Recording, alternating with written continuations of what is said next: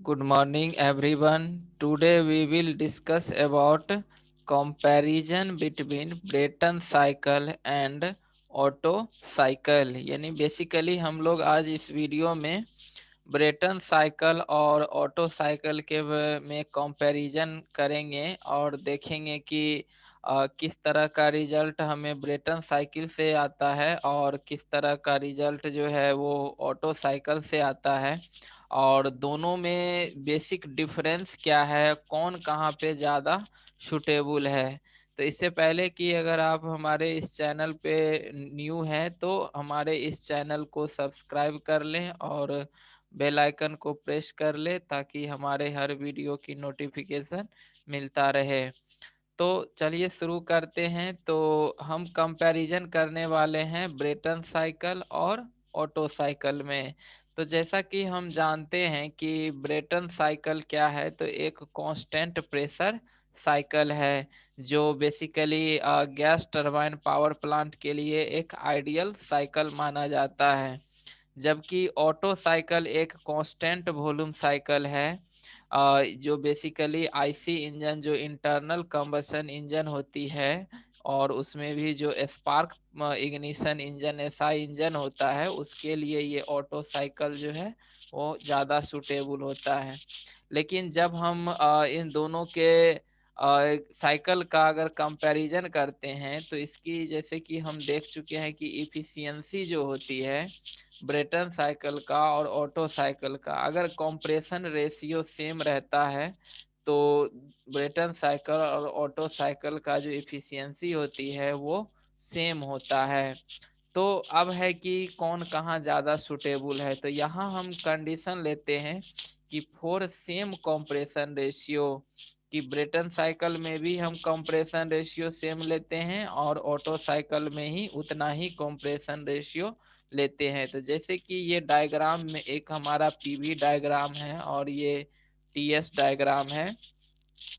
तो PV diagram में जो ऑटो साइकिल होता है उसमें दो आइसेंट्रोपिक प्रोसेस होती है और दो कांस्टेंट वॉल्यूम प्रोसेस होता है।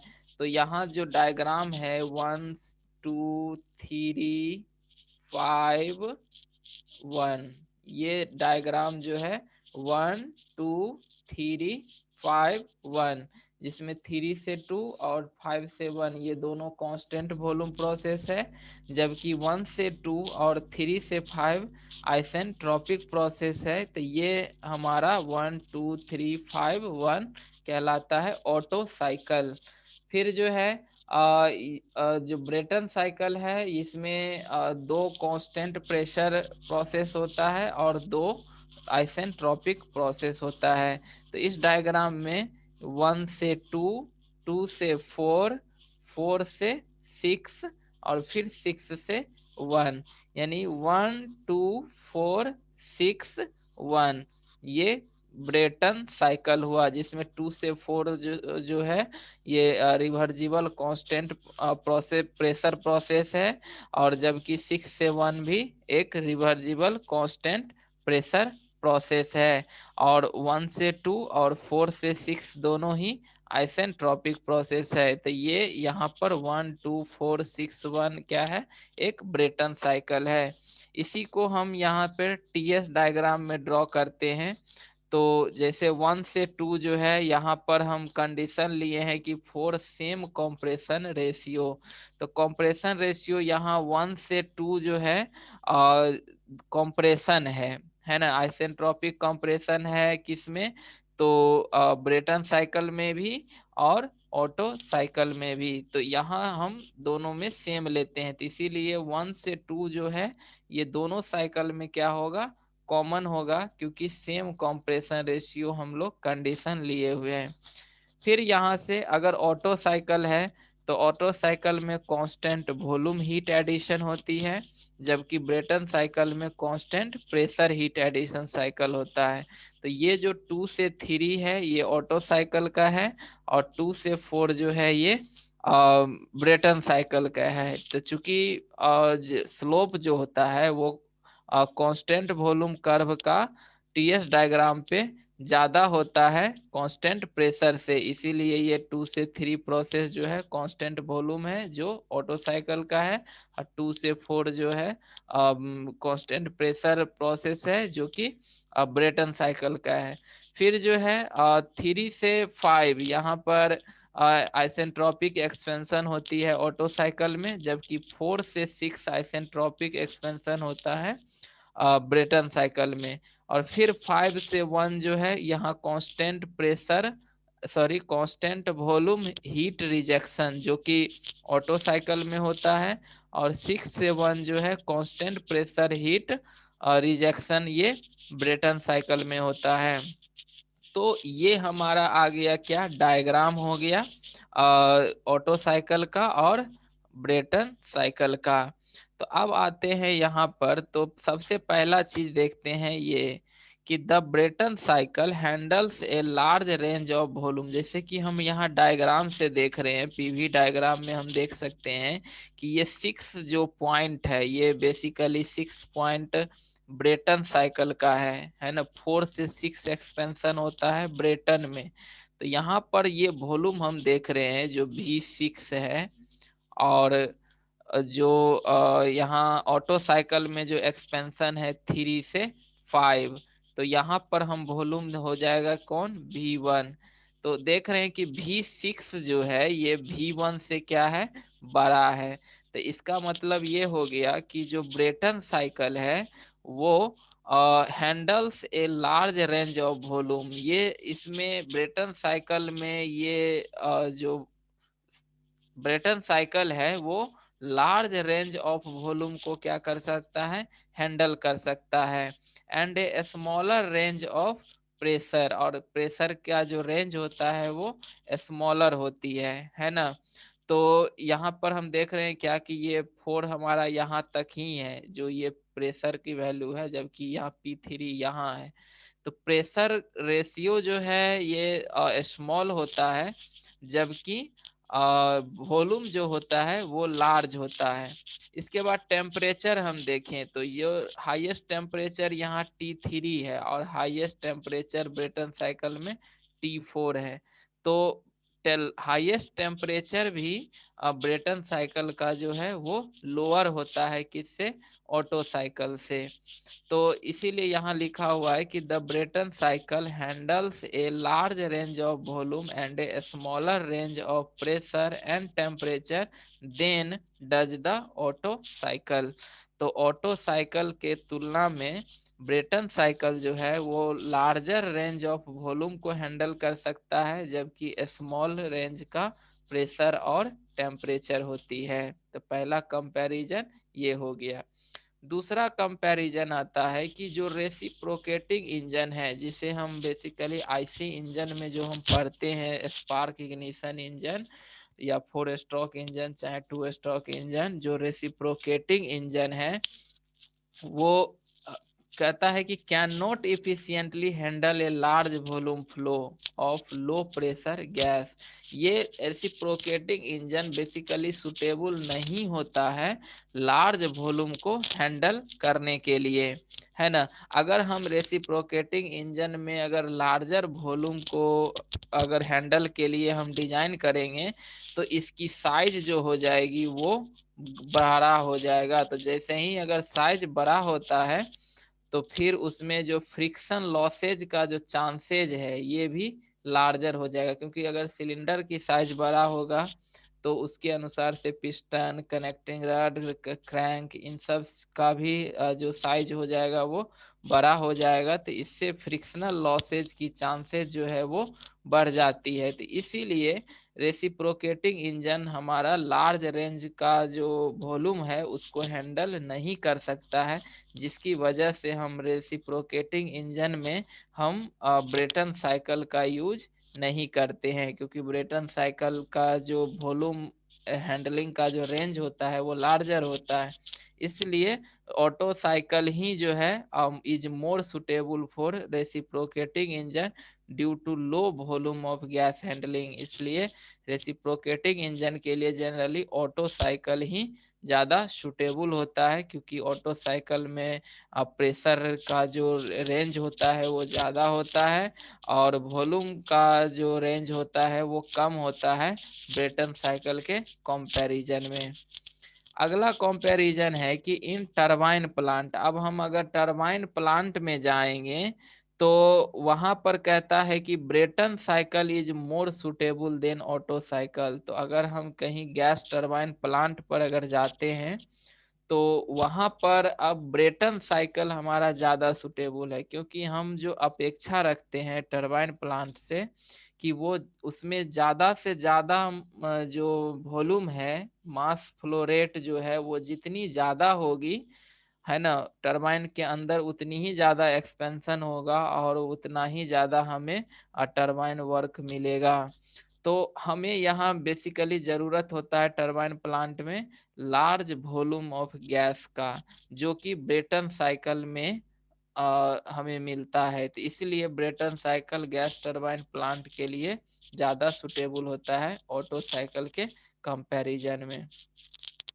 इसके बाद अगला जो कंपैरिजन है कि जो आईसी इंजन है, कहता है कि is expose to highest temperature after the combustion of fuel only for a short while. कहने का मतलब है कि जैसे अगर 4 स्ट्रोक इंजन है तो 4 स्ट्रोक में होता क्या है कि जैसे पहला स्ट्रोक जो है वो सक्शन किया जिसमें हमारा एयर फ्यूल मिक्सचर आके भरा, फिर सेकेंड स्ट्रोक में कंप्रेशन होगा, तब जा कर के उसकी टेम्परेचर जो है वो एयर फ्यूल का टेम्परेचर प्रेशर वो इंक्रीज होगा, और तब जा कर के यहाँ क्या होगा कि जो कंबसन होगा, कंप्रेशन स्ट्रोक खत्म होते ही होता है यहाँ पर कंबसन। तो जैसे ही कंबसन होती है तो ये गैस का जो टेम्परेचर है वो अचानक से राइज करता है और वो काफी हाई वैल्यू तक पहुंच जाता है, जो कि यहाँ हम डायग्राम में भी देख रहे हैं कि जैसे ही हीट ऐड होता है तो इसकी टेम्परेचर T2 से सीधा T3 तक पहुंच जाता है। तो ये कंबसन जब फ्यूल का हो गया उसके बाद यहाँ एक्सपेंशन होती है, यहाँ पर कंबसन फिर क्या हो जाता है, स्टॉप हो जाती है, और फिर यहाँ पर चौथा स्ट्रोक जो एग्जॉस्ट स्ट्रोक होता है।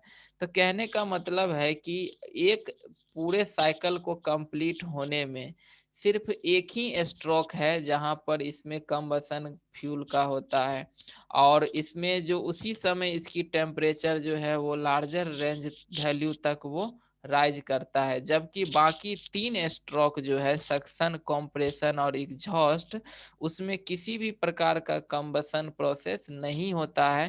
तो इसलिए इस सिलेंडर और पिस्टन का जो पूरा सिस्टम मैकेनिज्म है उसको समय मिल जाता है कि इसकी टेम्परेचर जो राइज हुआ था कंबसन के दौरान वो धीरे धीरे क्या हो जाए, लीव हो जाए, मतलब टेम्परेचर जो है वो धीरे धीरे हीट रिजेक्शन होगा तो ये टेम्परेचर फॉल होगा। तो कहने का मतलब इसमें हाईएस्ट टेम्परेचर सिर्फ शॉर्ट टाइम के लिए ही जनरेट होता है और फिर उसको समय मिलता है उस हीट को रिजेक्ट करने के लिए। जबकि अगर हम ब्रेटन साइकिल पे आते हैं तो वो ब्रेटन साइकिल क्या है कि एक एसटीडी फ्लो डिवाइस है। एसटीडी फ्लो डिवाइस मतलब ये हो गया कि इसमें गैस का कंटिन्यूअसली फ्लो होते रहता है, कहाँ पर, टरबाइन के अंदर में। तो इसमें जो टरबाइन का जो ब्लेड है वो हमेशा एक हाईएस्ट टेम्परेचर को ही एक्सपोज करता है, क्योंकि लगातार इसमें फ्यूल की कंबसन हो रही है और लगातार जो हॉट गैस है वो टरबाइन ब्लेड के कांटेक्ट में रहता है, और टरबाइन जो है वो घूम रहा है और उस पर जो है लगातार जो है कंटिन्यूअसली रूप से गैस टरबाइन में इन करते हुए एक्सपेंड कर रहा है।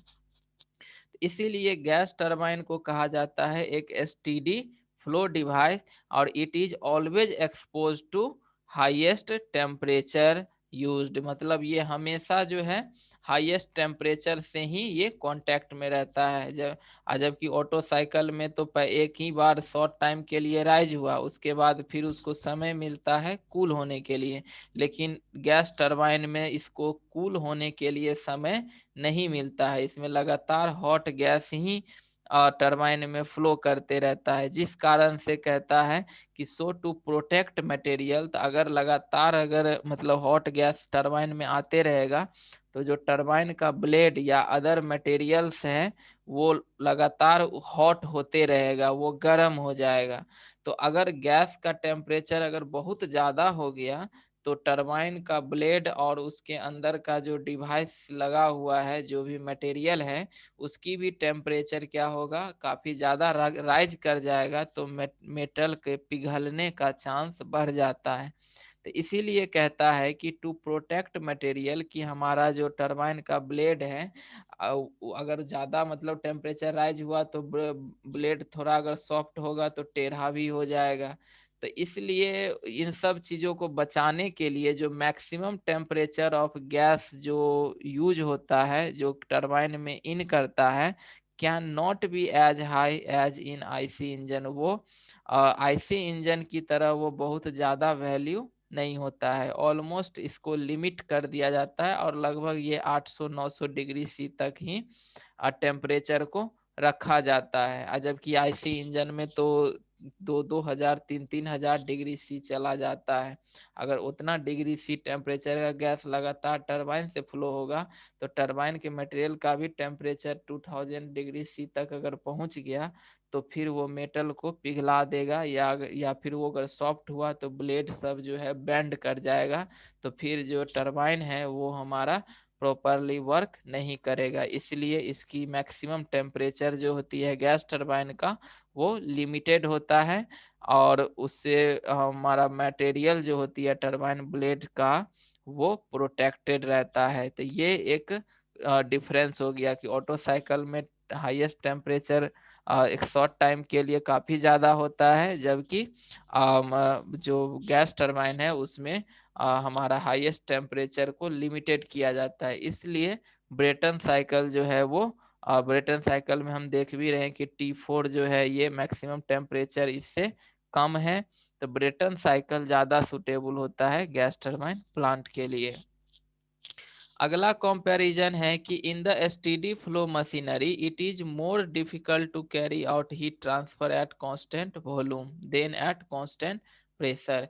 तो कहता है कि अगर कोई एसटीडी फ्लो मशीनरी है जिसमें जैसे गैस टरबाइन एक एसटीडी फ्लो मशीनरी है जिसमें लगातार जो है सो गैस का फ्लो होते रहता है, तो ऐसे मशीन में अगर हम जो साइकिल यूज करते हैं तो ये अगर कांस्टेंट वॉल्यूम पे जो लार्ज अमाउंट का जो मतलब गैस है उसको हैंडल करना काफी ज्यादा मुश्किल होता है। तो इसीलिए कहता है it is more difficult to carry out heat transfer at constant volume. Constant volume पे हीट ट्रांसफर जो है वो ज्यादा डिफिकल्ट होता है कांस्टेंट प्रेशर से। इसीलिए जैसे हम डीजल साइकिल में भी देखते थे कि जो उसमें भी कांस्टेंट प्रेशर हीट एडिशन होता था, तो इस कारण से उसका साइज जो है वो बड़ा होता है और हाई कंप्रेशन रेशियो होती है। तो यहाँ भी वही मतलब एक तरह का रूल यूज होगा कि जो स्टेडी फ्लो मशीनरी है इसमें भी हीट ट्रांसफर कांस्टेंट वॉल्यूम पे डिफिकल्ट होता है कांस्टेंट प्रेशर के कंपैरिजन में। तो ये भी कारण है कि गैस टरबाइन के लिए ब्रेटन साइकिल ज़्यादा सूटेबल होती है।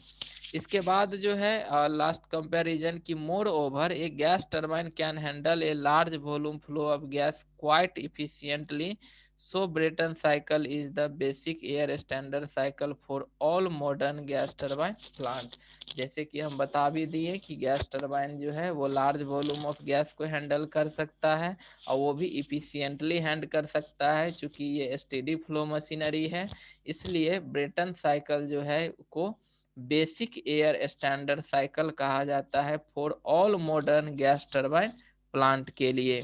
तो ये सब था हमारा कंपैरिजन ऑटो साइकिल का और ब्रेटन साइकिल का, जिसमें हम देखें कि ऑटो साइकिल जो है वो ज़्यादा सुटेबल रेसिप्रोकेटिंग टाइप इंजन जो होती है, यानी इंटरनल कंबसन जो आईसी इंजन एसआई इंजन में बेसिकली वो हमारा ज़्यादा सुटेबल होता है। जबकि ब्रेटन साइकिल जो है वो एक गैस टरबाइन प्लांट जो स्टेडी फ्लो डिवाइस है उसमें ज़्यादा सुटेबल होता है। तो यही था हमारा comparison between Brayton and Otto cycle. तो आई थिंक कि ये कंपैरिजन बिल्कुल क्लियर हो गया होगा। तो अगर ये वीडियो पसंद आया हो तो लाइक ज़रूर करें, अपने दोस्तों के साथ इसको शेयर भी करें ताकि उन्हें भी ये वीडियो देखने का मौका मिले। और अगर कोई इसमें डॉट लगता है या किसी प्रकार की इसमें कोई कुछ क्वेश्चंस होते हैं तो वो हमारे कमेंट सेक्शन में ज़रूर लिखें। Thank you.